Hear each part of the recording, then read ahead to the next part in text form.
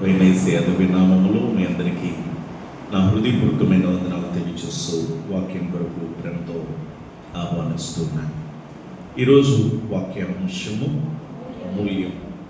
అమూల్యము అనేటటువంటి మాటల గురించి మనము జ్ఞాపకం చేసుకుందాం. మనకి ఏదైనా క్లాత్ షాప్కి వెళ్ళామనుకోండి, షాప్కి వెళ్తే మనము ఏమండి నాకు చీర కావాలి, ఒక మంచి చీర చూపించండి అని అంటే షాపు సేల్ మ్యాన్ ఏం చెప్తాడంటే ఎంతలో కావాలండి అంటాడు కదండి. మీకు ఎంతలో కావాలండి, ఎంతలో ఉన్నాయి అని అడుగుతారు. మీరు అడిగితే ఉన్నాయండి, 200 రూపాయల నుంచి మీకు 10,000 వరకు, 20,000 రూపాయల వరకు కూడా ఉన్నాయండి అని అంటాడు. అంటే అప్పుడు మనకి ఏమనిపిస్తుంది అంటే, మనకంటూ ఒక ప్లాన్తో మనం వెళ్తాం. వెళ్ళి నాకు ఒక 5,000 రూపాయల చీర చూపించండి, ఒక 2,000 రూపాయల చీర చూపించండి అంటారు.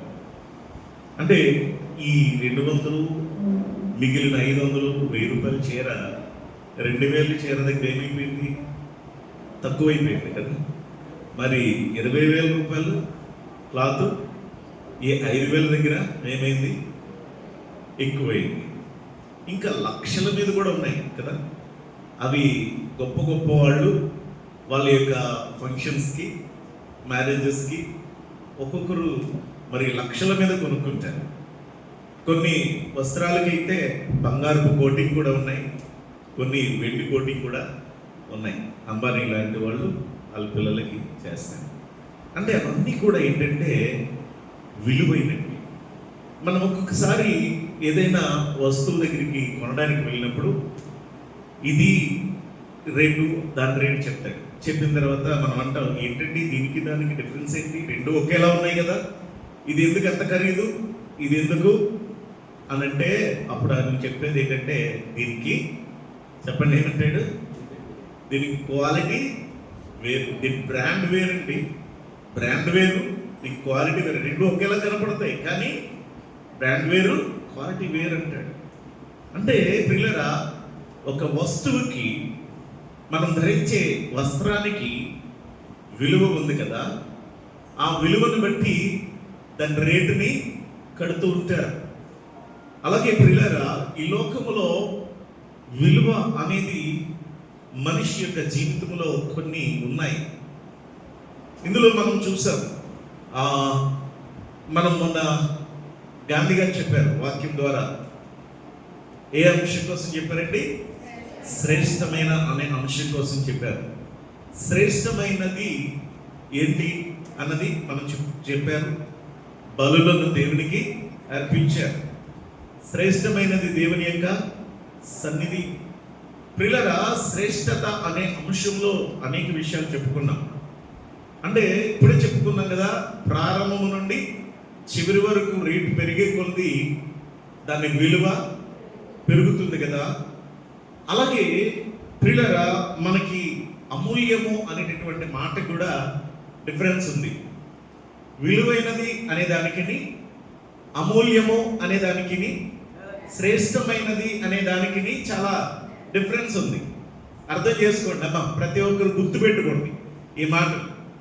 విలువైనది అనే మాటకి, శ్రేష్టమైనది అనే మాటకి, అమూల్యమైనది అనే ఈ మాటకి చాలా డిఫరెన్స్ ఉంది. మూడు ఒకేలా కనిపిస్తాయి మనకి, కానీ విలువైనది అనేది ఒక కామన్గా మనం చెప్పుకునే, ఒక సాధారణంగా కొంచెం మంచిది అనే దానికి మనం విలువైనది అని చెప్పుకుంటాం. ఇంకా దానికంటే ఇంకా బెస్ట్ ఉన్నది ఏదైతే దాన్ని శ్రేష్టమైనది అని మనం చెప్పుకుంటాం.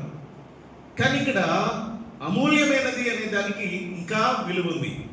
కాబట్టి గమనించండి, ఈ లోకంలో విలువ అనేది మనం గమనిస్తే, ఎవరు దేనికి విలువ అని మనం చెప్పుకుంటే, మన తల్లిదండ్రులు మనకి విలువ, అలాగే మనకి ఉపాధ్యాయులు మనకి విలువ, అలాగే భర్త తన భార్యకు విలువ, అలాగా మనం చెప్పుకుంటూ వెళ్తున్నట్లయితే ఆధ్యాత్మికంగా చూసుకుంటే దైవ సేవకుడు సంఘానికి విలువ, అన్నిటికంటే దేవునికి విలువ దేవుని యొక్క సేవకుడు. కాబట్టి ఈ విలువైనది ఏదైనా సరే దానిని మనం ఏం చేయాలండి అంటే కాపాడుకోవాలి. ఒక విలువైనటువంటి వస్తువు మనకి ఇవ్వబడిందంటే ఈ విలువైన వస్తువుని మనం ఏం చేయాలి చెప్పండి? కాపాడుకోవాలి. అవునా కదా? ఎవరైనా మనకి ఇచ్చారు గిఫ్ట్, ఆ గిఫ్ట్లో 100 రూపాయలు ఉంటుంది, 200 ఉంటుంది, 1000 రూపాయలు ఉంటుంది, 5000 రూపాయలు ఉంటుంది. ఏది మనం ఎక్కువ కాపాడుకుంటాం? ఎక్కువ ఖరీదైంది, మంచి క్వాలిటీ ఉన్నది ఏదో దాన్ని మనం ఎక్కువగా కాపాడుకుంటాం, భద్రం చేసుకుంటాం, అందరికీ చూపించుకుంటాం. కారణం దాని విలువ అలాంటిది. అలాగే మనం కూడా పిల్లరా మన తల్లిదండ్రులను మనం విలువగా చూడాలి. అలాగే భార్య తన భర్తను చాలా విలువగా చూసుకోవాలి, కాపాడుకోవాలి. అలాగే మన యొక్క చదువుకునేటప్పుడు మన పిల్లలు కూడా ఉపాధ్యాయులను ఆ విధంగా విలువగా చూడాలి. అప్పట్లో మా చిన్నప్పుడు ఎంతో గౌరవం. టీచర్స్ వస్తే టీచర్ దగ్గరికి వాళ్ళకి పేరెంట్స్ ఎంత చక్కగా అంటే పండినవి ఉంటే పండిని తీసుకెళ్లేవారు, ఫలాలు తీసుకెళ్లేవారు, రకరకాలుగా అన్ని తీసుకుని వెళ్ళి ఇచ్చేవారు. ఎందుకంటే మా పిల్లాడికి మంచి చదువులు నేర్పిస్తున్నారు, గురువు గారు, గురువే దైవం అనేవారు కదా. ఇప్పుడు అదేమీ లేదు. అలాగా ఒక విలువ కలిగినటువంటి వ్యక్తులను మనం ఏం చేయాలంటే కాపాడుకోవాలి. అది దేవుని సేవకుడు కూడా. ఒకవేళ ఏదైతే ఆ విలువైంది మనం కాపాడుకోకపోతామో అది కోల్పోయిన తర్వాత మనం చాలా నష్టపోవాలి, చాలా బాధపడాలి. అది ఎప్పటికీ కూడా. కాబట్టి ఏది విలువైంది అనేది చాలా జాగ్రత్తగా గమనించండి. ఇది ఫస్ట్ ఇంట్రొడక్షన్ మాత్రమే మీకు ఈ విషయాన్ని చెప్తున్నాను. ఇప్పుడు వాక్యంలో అమూల్యమైనది అనేదానికి అర్థం ఏంటంటే ఇంగ్లీష్లో ఏం రాయబడుతుందంటే ప్రైస్లెస్ అని రాయబడుతుంది. అంటే చెప్పండి అమ్మ, దాని అర్థం చెప్పండి. ఇప్పుడు వెల కట్టలేనిది. ఇందాక చెప్పుకున్నాం కదా, విలువైనది అనే దానికి వెల కట్టొచ్చు. అలాగే తర్వాత శ్రేష్టమైన దానికి కూడా వెల కట్టొచ్చు. ది బెస్ట్ కదా. కానీ అమూల్యమైన దానికి దీని అర్థం ఏమిటి అంటే వెల కట్టలేనిది. వెల కట్టలేనిది లేదా డబ్బిచ్చి కొనలేనటువంటిది, ధనమిచ్చి కొనలేనటువంటిది, అది చాలా చాలా అమూల్యమైనది. ఏది బైబిల్లో అమూల్యమైనది అని ఒక్కసారి మనము ఒక్కొక్క అంశాన్ని మనం జ్ఞాపకం చేసుకుందాం. ప్రియులారా, బైబిల్లో దేవుని యొక్క ప్రజలకు దేవుడు ఇచ్చినటువంటి శ్రేష్టమైనటువంటి మరి పట్టణము, మనకి ఇవ్వబోతున్నటువంటి పట్టణము పరలోక పట్టణం. అలాగే ఏదేను వనము కూడా శ్రేష్టమైనది. కానీ ఇప్పుడు ఆ ఏదేను వనము మూయబడినట్లుగా మనం చూస్తూ ఉన్నాం. అయితే ప్రియులారా, తూరును గురించి చెప్తాడు. తూరుని దేవుడు అలంకరించినట్లుగా చెప్తాడు. ఏదేను వనాన్ని పోల్చి మాట్లాడుతూ చెప్తున్నటువంటి విషయం ఉంటుంది. ఎస్కేల్ గ్రంథము 28వ అధ్యాయంలో ఉంటుంది, చదవక్కర్లేదు. కానీ అక్కడ అమూల్యమైనటువంటి రత్నములు అనేవి ఉన్నాయి. అమూల్యమైన రత్నములు, రత్నములలో అమూల్యమైనవి, వాటి పేర్లు కూడా కొన్ని రాశాడు.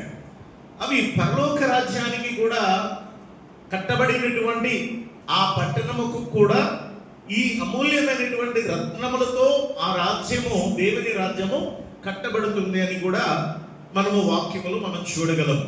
కాబట్టి చెప్పండి, మొదటిది అమూల్యమైనది, అమూల్యమైన రాళ్ళు. అంటే ఇది రత్నములు, అమూల్యమైనటువంటి రత్నములు.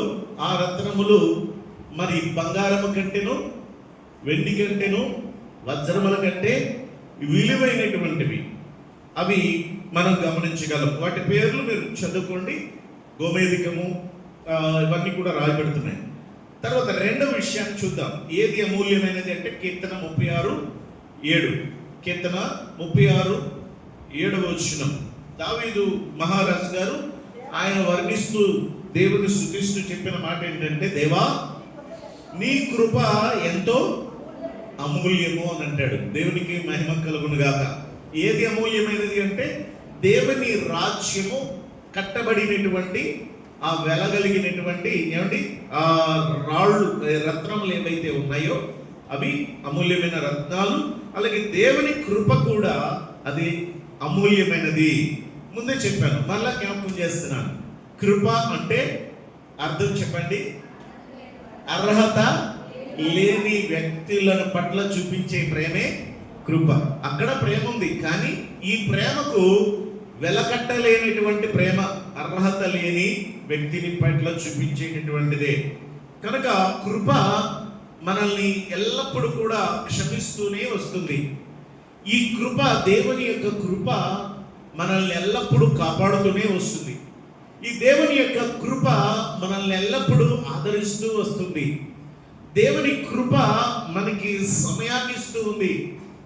దేవుని కృప మనల్ని ఎల్లప్పుడూ ఆవరించి ఉన్నది.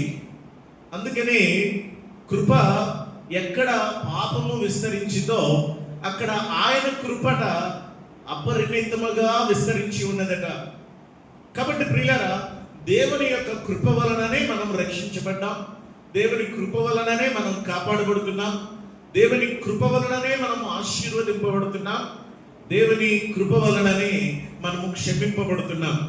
కాబట్టి ఆ కృప ఎలాంటిదంటే అమూల్యమైనది. ఆ కృప ఎలాంటిదమ్మా? అమూల్యమైనది. తర్వాత సామెతల గ్రంథము 20వ అధ్యాయము 15వ వచనములో ఈ అమూల్యమైనది ఏమిటో మనం ఒకసారి జ్ఞాపకం చేసుకుందాం. బంగారం విస్తారమైన ముత్యములు కలవు, తెలివిని ఉచ్చరించు పెదవులు అమూల్యమైన సొత్తు. చాలండి, ఇక్కడ గమనించండి. ఇంతక దేవుని యొక్క కృప అమూల్యమైనది అని చెప్పుకున్నాము. ఇక్కడ అమూల్యమైనది ఇంకేంటి అంటే తెలివిని ఉచ్చరించు పెదవులు అమూల్యమైనవి. అంటే విశ్వాసులు ఏం కలిగి ఉండాలి? మాట్లాడితే తెలివిని ఉచ్చరించు వారిగా ఉండాలంట. అంటే మనము జ్ఞానము కలిగిన వారమై అవసరమును బట్టి మనం మాట్లాడే మాట చాలా విలువైనదిగా ఉండాలి. ఇష్టానుసారంగా మాట్లాడకూడదు. నోటికి వచ్చినట్టుగా మనం మాట్లాడకూడదు.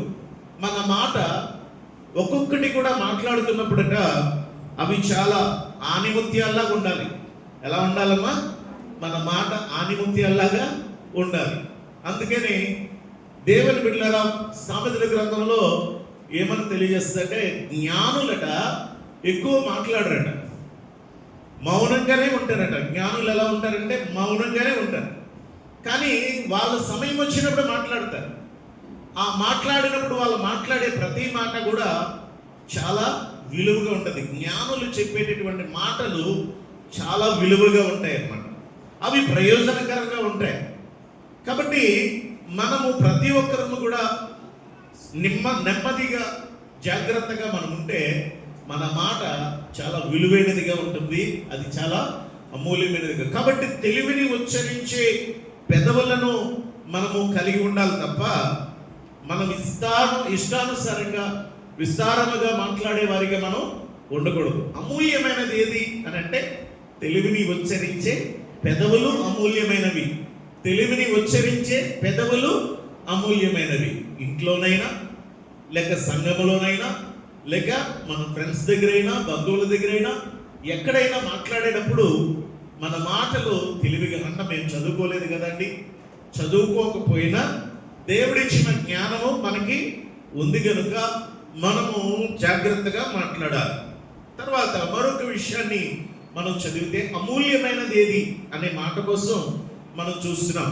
మొదటిగా చెప్పండి, ఈరోజు చెప్పుకున్నది రత్నములు అమూల్యమైనవి, దేవుని యొక్క కృప అమూల్యమైనది, తెలివిని ఉచ్చరించేటటువంటి పెదవులు అమూల్యమైనవి. ఇంకా ఇప్పుడు 4వ విషయాన్ని మనం చూస్తే గుణవతి అయిన భార్య దొరుకుట అరుదు, అట్టిది ముత్యము కంటే అమూల్యమైనది. దేనికంటే అమూల్యమైనదమ్మా? అంటే ముత్యమే అమూల్యమైనది కదా. ముత్యము అనేది అమూల్యమైనది అయితే ఆ ముత్యము కంటే భార్య అమూల్యమైనది. అంటే ఇంకా ఆమెకి వెలకట్ట లేనటువంటి ఒక గొప్ప అమూల్యము, అంటే ఒక గొప్ప ముత్యం లాంటిది అనమాట. ఎవరు? గుణవతి అయిన భార్య. మరి అలాంటిది కనుక దొరికితే అదృష్టవంతులని అంటారు. ఆ భర్త చాలా అదృష్టవంతుడు. కాబట్టి ప్రియులారా, మరి అలాంటి భార్య కోసం ప్రార్థన చేయాలి కానీ ఆస్తి ఎంత ఉందో, డబ్బు ఎంత ఇస్తారో, కట్నాలు ఎంత ఇస్తారో, బంగారం ఎంత పెడతారో ఇది చూస్తున్నారు కదా. దేవా, నా ఇంటికి కోడలుగా వచ్చే అమ్మాయి మంచి గుణవతి అయిన భార్యగా ఉండాలి నాయన. నా కోడలు మంచి గుణవతిగా ఉండేలాగా సహాయం చేయ తండ్రి.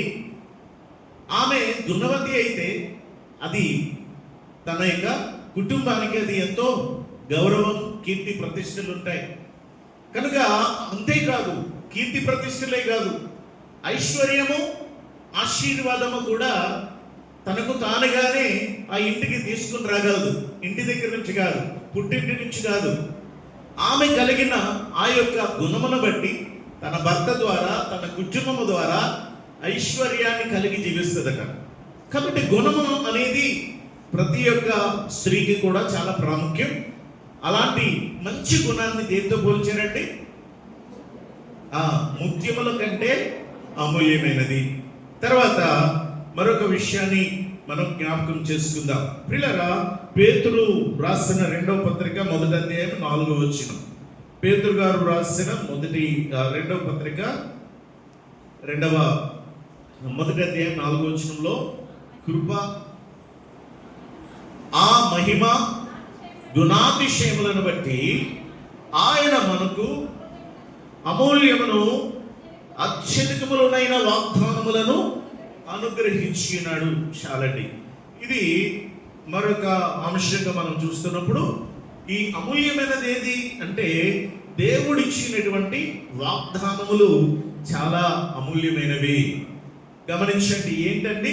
దేవుడిచ్చిన వాగ్దానము అమూల్యమైనది. ఆ వాగ్దానము మనం ముందే చెప్పుకున్నాం. అమూల్యము అంటే ఏంటి చెప్పండి? వెల కట్టలేనిది అమూల్యం అంటే. ఇప్పుడు అబ్రహామునకు దేవుడు వాగ్దానం చేశాడు, ఆ అబ్రహామా, నేను చూపించే దేశానికి నువ్వు వెళ్ళు, నువ్వెవరిని దీవిస్తావు వాళ్ళని నేను దీవిస్తాను, నువ్వెవరిని శపిస్తావు వాళ్ళని శపిస్తాను, అలాగే నీకు నీ సంతానాన్ని నేను ఇసుక రేణువుల కంటే విస్తారంగా చేస్తానన్నాడు దేవుడు. అలాగే ఆకాశ నక్షత్రాల కంటే ఎక్కువగా చేస్తానన్నాడు దేవుడు. ఎవరికి? ఇప్పుడు పిల్లలే లేనటువంటి పరిస్థితుల్లో, వృద్ధాప్యము వచ్చినటువంటి పరిస్థితుల్లో దేవుడు ఇచ్చేటటువంటి వాగ్దానము అది నమ్మశక్యమైనదా అంటే కాదు. కానీ ఇప్పుడు వెలపెట్టి కొనగలరా? ఆ వాగ్దానము చూడండి, ఎంత అద్భుతమైనటువంటి వాగ్దానమో చూడండి. మనుషులకు అసాధ్యమైన కార్యాన్ని దేవుడు చేయగలిగినటువంటిది. వైద్యుల దగ్గరికి వెళ్ళి వైద్యులను సంప్రదించి ఉన్న ఆస్తి అంతా ఖర్చు పెట్టి ప్రియులారా ఎంత ప్రయాసపడినా కూడా అక్కడ జరగనటువంటి గొప్ప కార్యాలు దేవుడు చేస్తూ ఉన్నాడు. అందుకే ఆయన చేసిన వాగ్దానాలు వెలకట్టలేని వాగ్దానాలు, అవి నమ్మదగిన ప్రియులారా వాగ్దానాలు. అందుకే వాటికి పెట్టినటువంటిది ఏమిటి అని అంటే అవి అమూల్యమైనటువంటి వాగ్దానాలు. ప్రియులారా, మనం తీసుకుంటున్న ప్రతి వాగ్దానము అది మన జీవితంలో నెరవేర్చబడడం కోసం ప్రియులారా మనం ఏం చేయాలంటే ఆయన వాక్యానికి మనము కట్టుబడి ఉండాలి. ఆయన వాక్యానికి విధేయులమై ఉండాలి. ఆ వాక్యానికి మనము లోబడి జీవించాలి. ఆయన షరతు పెడతాడు. ఏమిటి ఆ షరతు అంటే దేవుని ఎడల భయభక్తులు కలిగి ఉండాలి. ఉంటే ఖచ్చితంగా దేవుడు చేసిన వాగ్దానాన్ని నెరవేర్చడం ఏమాత్రమో ఆయన ఏమాత్రం కూడా వెనక్కి. మనుషులు చేసే వాగ్దానాలు మర్చిపోతారు, కానీ దేవుడు చేసే వాగ్దానం మాత్రం తప్పకుండా ఆయన నెరవేర్చగలడు అనేటటువంటి విశ్వాసము మనం కలిగి ఉండాలి. ఎందుకంటే ఆయన ఎంతైనా నమ్మదగినటువంటి దేవుడు. వాగ్దానం చేసిన దేవుడు నెరవేర్చుటకు ఆయన సమర్థుడు కనుక ఆ వాగ్దానము ఎలాంటిదంట చెప్పండి? అమూల్యమైనటువంటి వాగ్దానము. వెలకట్టలేనటువంటి వాగ్దానము. అది చేసి నెరవేర్చినటువంటి మహోన్నతుడు మన ప్రభు కనుక ఆ వాగ్దానములను మనము స్వతంత్రించుకోవడం కోసం దేవుని యందు విశ్వాసం కలిగి భయభక్తులు కలిగి ఆయనలో నడుచుకోవాలి. ప్రియులారా, మరి పేతురు రాసిన మొదటి పత్రిక 7వ అధ్యాయములో ఒక మాటను మనం చదువుకుందాం. రాత్రి కూడా ఈ వాక్య భాగాన్ని మనం ధ్యానం చేశాం. మహిమ అనే అంశం కోసం మనం ధ్యానిస్తూ ఈ వాక్య భాగాన్ని మనం జ్ఞాపకం చేసుకున్నాం. అది మరలా చదువుదాం. 7వ వచనం, నశించిపోచున్న సువర్ణము అగ్ని పరీక్ష వలన దానికంటే అమూల్యమైన మీ విశ్వాసము. దానికంటే అమూల్యమైనది దేనికంటే? అక్కడ నశించిపోతున్న సువర్ణము ఏం చేయబడింది అంటే అది అగ్ని పరీక్ష వలన శుద్ధి చేయబడింది. ఏంటి అంటే సువర్ణము. కానీ ఇక్కడ ఈ సువర్ణము కంటే, ఈ బంగారము కంటే మరింత అమూల్యమైనది ఏంటి అని అంటే దానికంటే అమూల్యమైన మీ విశ్వాసము అని అన్నాడు. విశ్వాసం ఏది అమూల్యమైనది చెప్పండి? విశ్వాసము అమూల్యమైనది. ప్రియులారా, ఇక్కడ పేతురు యేసుక్రీస్తు ప్రభువారు నీటి మీద వస్తూ ఉన్నప్పుడు నేను కూడా నడవాలనే ఆశ కలిగింది. ఆ ఆశ విశ్వాసం. ఆశ విశ్వాసాన్ని కలిగించింది. ఆ విశ్వాసమును బట్టి దేవుడు యేసు ప్రభువారు అన్నారు రమ్మన్నగానే అతడు నీటి మీద నడిచాడు. తన విశ్వాసము తనకి శక్తినిచ్చింది. తన విశ్వాసం తనకి బలాన్నిచ్చింది. నీటి మీద నడిపించింది తన విశ్వాసం కదా. మరి అలాంటి విశ్వాసము కలిగినటువంటి ఈయన నీటి మీద, తన విశ్వాసము ద్వారా నీటి మీద నడిచిన ఈ యొక్క పేతురు మునిగిపోవడానికి గల కారణం ఏంటి చెప్పండి? గాలిని చూచి, ఆ గాలిని చూచి భయపడ్డాడు. గాలిని కూడా పెట్టింది ఎవరు? గాలిని అప్పటికప్పుడు సముద్రం మీద గాలిని రేపింది కూడా దేవుడే. కారణం ఏంటి? నీ విశ్వాసం యొక్క శక్తి ఎంతుంది? నీ విశ్వాసము ఎంతవరకు నిలబడగలదు? ప్రారంభం నుండి చివరి వరకు, యేసుని చేరుకునే వరకు నీ విశ్వాసం ఉంటుందా లేదా అనే దానికి పరీక్ష ఏది అంటే గాలి. ఈ గాలిని చూచి ఎప్పుడైతే భయపడ్డాడో అప్పుడు వెంటనే ఏమైపోయాడండి? తనకున్నటువంటి శక్తిని కోల్పోయాడు. నీటి మీద నడిచే శక్తిని కోల్పోయాడు.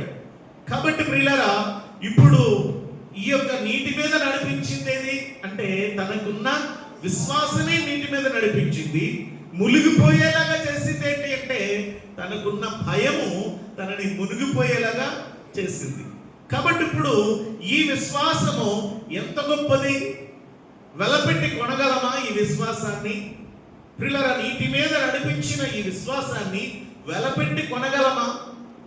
కాబట్టి అద్భుతమైనటువంటి ఆయన యొక్క విశ్వాసము మనల్ని ప్రియులారా ఏం చేస్తుందో తెలుసా?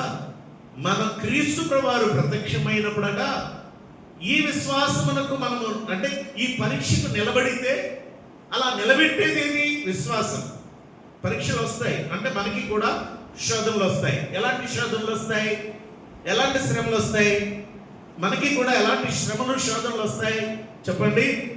శ్రమలు శోధనలు అంటే అగ్ని ఎంత బలమైనదో అలాంటి భయంకరమైన శ్రమలు వస్తాయి మనకి. అగ్ని ఎంత ప్రమాదకరమైందో అంత ప్రమాదకరమైన శ్రమలు మనకు రావచ్చు. అయినా కూడా ఆ అగ్నిలో సువర్ణము కరిగిపోయి మలినాలు పోయి అది ప్రకాశవంతమైనది ఎలా మారుతుందో ఈ శ్రమలు వస్తేనే కానీ మన జీవితం బాగోదు. మహిమగా మార్చబడలేము మనం. అలా నిలబడాలి. ఏంటి ఆ శ్రమలు? ఇంకా అన్నిటికంటే ఫైనల్గా ఏమండి, అప్పులున్నా తట్టుకోగలం, వ్యాధులున్నా తట్టుకోగలం. మనకైనా మన ఇంట్లో వాళ్ళకైనా ఎవరికైనా ఏ కష్టం వచ్చినా తట్టుకోగలం. కానీ మనకు ఇష్టమైన వారిని, మన కుటుంబ సభ్యుల్ని మనం కోల్పోతే అది తట్టుకోగలమా? భర్తను కోల్పోతే ఆ భార్య యొక్క వేదన ఎంత ఉందో చూస్తూనే ఉన్నాం. కుమారుని కోల్పోతే ఆ వేదన ఎంతుందో కళ్ళ ముందు మనం చూస్తున్నాం.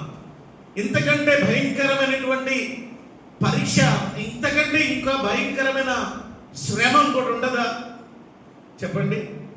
ఇది మానసికమైనటువంటి శ్రమ కదా. రోజు తలుచుకొని, కొడుకుని తలుచుకొని ఏడుస్తున్నాం మన బిడ్డ చూస్తూ ఉంటప్పుడు, రోజు తన భర్తను తలంచుకొని ఏడుస్తున్నటువంటి మన కళ్ళ ముందున బిడ్డలు చూస్తున్నప్పుడు దేవుని యొక్క అగ్ని పరీక్ష ఎంతగా వాళ్ళు అనుభవిస్తూ ఉన్నారో పిల్లగా మనకు అర్థమవుతుంది. కానీ ఇక్కడేంటో తెలుసా, ఆ పరీక్షకు నిలబడాలి. పరీక్షకు, దేవుని పెట్టే పరీక్షకు ఏం చేయాలి? మనం నిలబడాలి, తట్టుకోవాలి. తట్టుకొని ఏడవడం కాదు, దుఃఖపడిపోయి బాధపడిపోయి మొదలు కూర్చుని ఏడుస్తూ దుఃఖపడిపోయి బాధపడితే నిలబడినట్టు కాదది. నీ విశ్వాసము ఎలాంటిదంటే, ఏం పర్వాలా, ఏం కోల్పోయినా పర్లేదు, కానీ నా దేవుని దగ్గర వాళ్ళు ఉన్నారు, నేను ఒక దినాన్ని కలుసుకోవాల్సిందే, నేను ఒక రోజు అక్కడికి వెళ్ళాల్సిందే, ఈ లోకం నాకు శాశ్వతం కాదు అనేటటువంటి విశ్వాసం మనకు కలిగి ఉండాలా. ఏదో ఒక దినాన ఈ లోకాన్ని విడవలసిందే అనే ఒక విశ్వాసంతో నడవగలిగితే పిల్లరా, మన అందుకనే అన్నాడు పౌలు భక్తుడు, నిరీక్షణ లేని ఇతరుల వల్లే మీరు దుఃఖపడకుండా నిమిత్తం నేను మీకు తెలియకుండా నాకు ఇష్టం లేదన్నాడు. అంటే మన విశ్వాసం బలపరచడానికి విశ్వాసంతో ఉండాలి. అగ్ని పరీక్ష అంటే పిల్లరా, ఒక కుటుంబాన్ని కోల్పోవడమే కాదు, దేవుని కోసం హింసింపబడే రోజులు వస్తాయి, చెరసాలలో వేయబడే రోజులు వస్తాయి పిల్లరా, అగ్ని చేత కాల్చబడే రోజులు వస్తాయి, రంపాల చేత కోయబడే రోజులు వస్తాయి, రాళ్ళ చేత కొట్టబడే రోజులు వస్తాయి, హింసలు వస్తాయి, శ్రమలు వస్తాయి. కానీ నిలబడి తట్టుకోగలిగినదే విశ్వాసం. అంటే విశ్వాసం ఉంటే తట్టుకోగలము. అందుకనే అలా నిలబడగలిగితే అప్పుడు ఆయన ప్రత్యక్షమైనప్పుడట మనకేం కలుగుతుంది? మెప్పు కలుగుతుందట, ఘనత కలుగుతుందట. ఆయన తన రాజ్యములో పిల్లరా మనకి ఇచ్చేటటువంటి గొప్ప శ్రేష్టత ఇస్తాడు. అందుకే ఏది విలువైనది అనంటే విశ్వాసం అనేది అమూల్యమైనది, వెలకట్టలేనిది విశ్వాసం. కొలత లేనటువంటి ఈ విశ్వాసం కలిగి పరిపూర్ణమైన విశ్వాసంతో దేవుల్లో మనం నడుచుకోవాలి. శ్రమలు వచ్చినా, ఎలాంటి శ్రమ అయినా కూడా నిలబడగలిగే యోగులాగా మన విశ్వాసము ముందుకు వెళ్ళాలి అనేది జ్ఞాపకం చేస్తున్నాను ప్రియులారా. అలాగే యేసుక్రీస్తు ప్రభువారి యొక్క రక్తము కూడా ఎలాంటిది అన్నారండి? అమూల్యమైనది. నిర్దోషమును నిష్కలంకమునైనా గొర్రె పిల్ల వంటి క్రీస్తు రక్తము చేత మీరు విమోచింపబడితేరని. ఎలా విమోచింపబడ్డామండి? ఆయన ఇప్పుడు చెప్పుకున్నటువంటివి ఈ అమూల్యమైనవి ఏంటండి? రత్నములు అమూల్యమైనవి, దేవుని యొక్క కృప అమూల్యమైనది, తెలివిని ఉచ్చరించే పెదవులు అమూల్యమైనవి, మంచి గుణము కలిగినటువంటి భార్య అమూల్యమైనటువంటిది, అలాగే దేవుడు చేసే వాగ్దానాలు అమూల్యమైనటువంటివి, అలాగే ప్రియులారా మనకున్న విశ్వాసము అమూల్యమైనది. వీటన్నిటికంటే మరలా శ్రేష్టమైనది, అమూల్యమైనది యేసయ్య యొక్క పరిశుద్ధమైన రక్తం. ఆయన పరిశుద్ధమైన రక్తం అది ఎలాంటిదట? అది నిర్దోషమైనది, నిష్కలంకమై ఉన్నటువంటి గొర్రె పిల్ల వంటి క్రీస్తు రక్తము చేత విమోచింపబడితేనని మీరు ఎరుగరా అని పేతురు గారు మొదటి పత్రికలో ప్రియులారా 1వ అధ్యాయం 19వ వచనంలో మనకి జ్ఞాపకం చేస్తున్నాడు. అలాంటి అమూల్యమైన రక్తము చేత విమోచింపబడ్డాం కదా. ఇప్పుడు మనం ఏం చేయాలి? మనల్ని విలువగా మార్చాడు కదా, మనల్ని అమూల్యమైన బిడలుగా మార్చాడు కదా.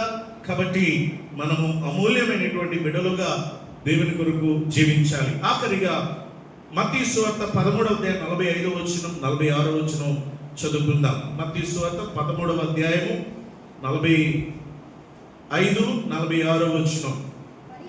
పరలోక రాజ్యము మంచి ముత్యములను కొన వెదుకుచున్న వర్తకుని పోలి ఉన్నది. అతడు అమూల్యమైన ఒక ముత్యమును కనుగొని పోయి తనకు కలిగినదంతయు అమ్మి దానిని కొనును. ప్రియులారా, ఇక్కడ ఎలా ఉందట, పరలోక రాజ్యము మంచి ముత్యములను వెదుగుచున్న వర్తకుని పోలి. అతడు అమూల్యమైన ఒక ముత్యాన్ని కనుగొన్నాడు. అమూల్యమైనటువంటి ఒక ముత్యాన్ని కనుగొన్నాడట. కనుగొనిన వ్యక్తి ఏం చేస్తాడు? అమూల్యమైనటువంటి ముత్యాన్ని కనుగొనినటువంటి వ్యక్తి అవసరమైతే తనకున్నటువంటి ఆస్తినంతా కూడా అమ్మేసి ఆ ముత్యాన్ని ఏం చేస్తాడు? కొంటాడు. మీకు ఆ మధ్య తెలుసో తెలీదో, రంగురాళ్ళు బాగా ఫేమస్ అయిపోయింది. రంగురాళ్ళు పాడేరు ఆ ప్రాంతంలో ఒక గేదెలు కాచుకుంటున్నటువంటి వ్యక్తి ఆ పొలంలో గేదెలు కాచుకుంటుంటే రాయి దొరికింది.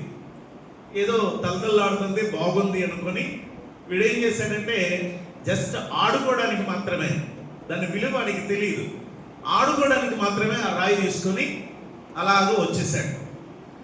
ఒక వ్యక్తి ఏం చేశాడంటే ఈ చేతిలో ఉన్న రాయిని చూసి, బాబు ఏది చేతులు ఏంటి అంటే, దొరికిందండి, ఆడుకుంటున్నా, ఏదో బాగుందని తెచ్చుకున్నానంటే, ఏది ఇలాగివ్వు అని చెప్పి చేతిలో తీసుకొని, నీకు 2 లక్షలు ఇస్తాను, నాకు ఈ రాయి ఇచ్చేస్తావా అన్నాడు. ఆ దొరికిన వ్యక్తికి దాని విలువ తెలియదు, కానీ ఈ వ్యక్తికి ఆ రాయి యొక్క విలువ తెలుసు. కాబట్టి ఏం చేశాడంటే ఈ రాయిని వెంటనే 2 లక్షలకి ఇచ్చి కొనుక్కున్నాడు. అప్పట్లో దగ్గరగా 20 సంవత్సరాల క్రితం జరిగినటువంటి చరిత్ర ఇది. అది తర్వాత అతను 20 లక్షలకు అమ్ముకున్నాడట. 2 లక్షలకి కొన్న వ్యక్తి 20 లక్షలకు అమ్మేసాడు ఆ యొక్క విలువైనటువంటి వజ్రాన్ని. ఇది తెలిసిన తర్వాత ప్రియులారా, ఇంకా అలాగా అయిపోయి తవ్వడాలు మొదలుపెట్టి చాలా మంది చచ్చిపోయారు అనుకోండి. ఆ రాళ్ళు దాని వలన బోళ్ళంత కోట్లు సంపాదించినటువంటి వాళ్ళు కూడా ఆ రాళ్ళ వలన సంపాదించిన వాళ్ళు ఉన్నారు. ఒక వ్యక్తి మాత్రం ఏం చేశాడంటే తన యొక్క ఆస్తంతా కూడా అమ్మేశాడట. గొర్రెలు తనకున్నటువంటి ఆస్తంతా కూడా అమ్మేశాడు. అమ్మేసి ఎలాగైనా నేను వజ్రాల వ్యాపారిని అయిపోవాలి, డబ్బు సంపాదించాలనుకున్నాడు. అనుకుని వ్యాపారి దగ్గరికి వెళ్ళి ఆ డబ్బు దగ్గరగా సుమారుగా ఒక 10-12 లక్షలు అవన్నీ కూడా తీసుకెళ్ళి అతనికి ఇచ్చి ఆ రాయి కొనుక్కొని ఇంటికి తీసుకుని వెళ్ళి ఇక అతను ఆలోచిస్తున్నాడు, ఇంకా నేను ధనవంతుడిని అయిపోయినట్టే, ఇది సుమారుగా నేను ఒక 50 లక్షల వరకు అమ్మేస్తాను, నాకేం పర్వాలేదు, నా లైఫ్ ఇంకా తిరగబడిపోయింది, ఇంకా నాకు హ్యాపీ అనుకున్నాడు. అనుకొని అలాగే పడుకున్నాడు. తెల్లారి లెగలేదు, చనిపోయాడు. అంటే ఎందుకు ఈ మాట చెప్తున్నానంటే, ఒక విలువైనటువంటి అమూల్యమైనటువంటి ఒక వస్తువుని సంపాదించుకోవడానికి ఏదైనా సరే చేసి, ఏదైనా సరే ఇచ్చి దాన్ని సంపాదించుకోవడానికి ప్రయత్నం చేస్తారు మానవులు. మరి ఈ లోక సంబంధమైన విలువైనది అమూల్యమైన దానికోసం అంతగా చేస్తే మన యేసయ్య తన అమూల్యమైనటువంటి రక్తాన్ని చిందించారు. ఆయన అంతగా తన ప్రాణాన్ని త్యాగం చేసి ఆయన ప్రాణాన్ని మన కొరకు ఇచ్చారే, అది అమూల్యమైనది కదా, విలువైనది కదా, శ్రేష్టమైనది కదా. ఇప్పుడు అది మనకు దేని కొరకంటే మన పాప శాపములను విమోచించుట కొరకే. కాబట్టి ఇప్పుడు మనం ఆ విలువైనటువంటి రక్తము చేత, అమూల్యమైనటువంటి రక్తము చేత మనము కడగబడాలి, శుద్ధి చేయబడాలి. మన పాపములు ప్రభు చేత ఒప్పుకొని వాటిని మనం కడిగి వేసుకుని మనం విలువైన వారిగా మారి విలువైన బిడ్డలుగా నిత్యం దేవుల్లో జీవించాలని కోరుతున్నాను. ఎంతమంది ఇంకా బాప్తిస్మం తీసుకోలేదు? చేతులు ఎత్తండమ్మా. బాప్తిస్మం నేను ఇంకా తీసుకోలేదు అన్నవాళ్ళు రైట్. దేవుని యొక్క విలువైనటువంటి సమయాన్ని దేవుడు మనకి ఇస్తున్నాడు. దేవుడు ఇస్తున్నటువంటి ఆ రక్షణ మనకు అమూల్యమైనది. ఆయన ఇచ్చిన సమయం మనకు అమూల్యమైనది. ఆయన ఇచ్చినటువంటి ఈ శ్రేష్టమైన భాగ్యాన్ని మనం ఏనాడు కూడా మిస్ చేసుకోకుండా ప్రార్థనాపూర్వకంగా సిద్ధపడాలని మీకు నేను మనవి చేస్తున్నాను. మీ కొరకు ప్రార్థిస్తాము. తప్పనిసరిగా దేవుని అడగండి. ఆయన మన కొరకు ఎంతో గొప్ప త్యాగాన్ని చేశాడు. పరలోకాన్ని విడిచిపెట్టి లోకానికి వచ్చి అంతగా ఎంతో శ్రమపడి తన ప్రాణాన్ని అర్పించినటువంటి మహోన్నతమైనటువంటి దేవునికి, ఆయన త్యాగానికి మనం ఇచ్చే విలువ ఎంత? ఆయన చేసిన త్యాగానికి, ఆయన చూపిన ఆ యొక్క ప్రాణ త్యాగానికి మనం ఇచ్చే విలువ ఎంత? ప్రతి ఒక్కరం కూడా తీసుకున్న మనం, ఇంకా తీసుకోలేదనుకున్న మనం, ఎంతగా ఆయనకు విలువిస్తున్నాం మనం, ఎంతగా ఆయనను మనము గౌరవిస్తున్నాం, ఎంతగా ఆయనలో మనం జీవిస్తున్నాం. ఒక్కసారి పరిశీలన చేసుకుందాం. కళ్ళు వంచండి, కళ్ళు మూసుకునండి, ప్రార్థనలో ఏకీభవించండి దయచేసి. ప్రియమైన దేవుని బిడ్డ, ఒకప్పుడు మనము విలువలేని వారమండి, ఒకప్పుడు మనము విలువలేని వారమండి. ఇప్పుడైతే అమూల్యమైన రత్నములుగా మనల్ని దేవుడు తయారు చేసుకున్నాడు. ఇప్పుడు మనకు ఒక ఘనతనిచ్చాడు, ఆయన మనకు ఒక ప్రఖ్యాతినిచ్చాడు దేవుడు. అలాంటి గొప్ప ప్రేమ చూపి మనకు విలువైన జీవితాన్ని ఇచ్చాడు, రక్షణనిచ్చాడు. తన ప్రాణమునిచ్చి ఆయన పరిశుద్ధమైన అమూల్యమైన రక్తాన్ని చిందించి మనల్ని విమోచించాడు. కనుక ఆయన చూపినటువంటి ప్రేమకు మనం ఏమిచ్చినా ఆయన రుణాన్ని తీర్చుకోలేము. వెలకట్టలేని ఆ ప్రేమ మన ఎడలు చూపించాడు. కనుక ఆయనకి మనం ఏమిద్దాం? మన హృదయాన్ని ఇద్దాం. ఈరోజు మన హృదయాన్ని ఇద్దాం.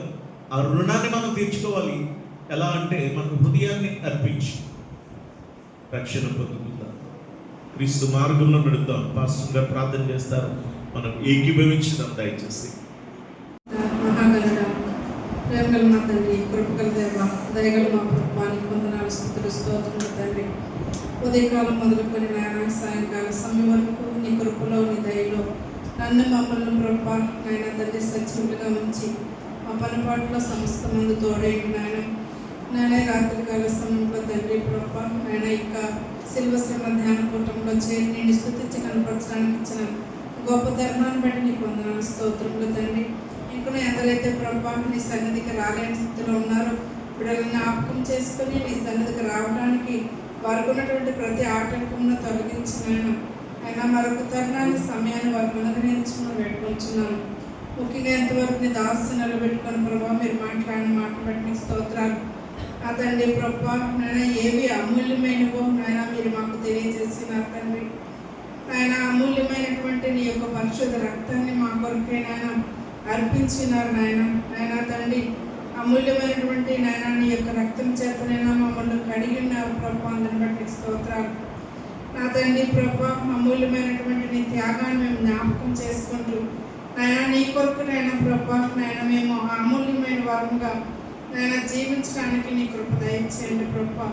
నా తండ్రి నిండు మాటలు ప్రభా మా హృదయాల్లో మంచి నేలను పడి విత్తనాలు వల్ల నైనా ఫలించడానికి నీ కృప దయచేయమని యేసయ్య నామములో పెట్టుకుంటున్నాం తండ్రి. ఆమేన్.